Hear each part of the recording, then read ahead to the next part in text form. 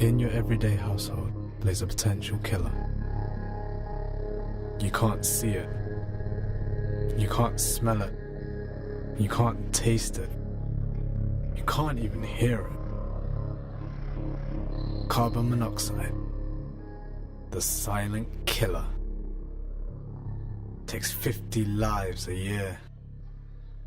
It can cause nausea, difficulty breathing, and eventually, death. This can be stopped. One simple alarm can be the difference between life and death. Be alarmed, be alert, be alive.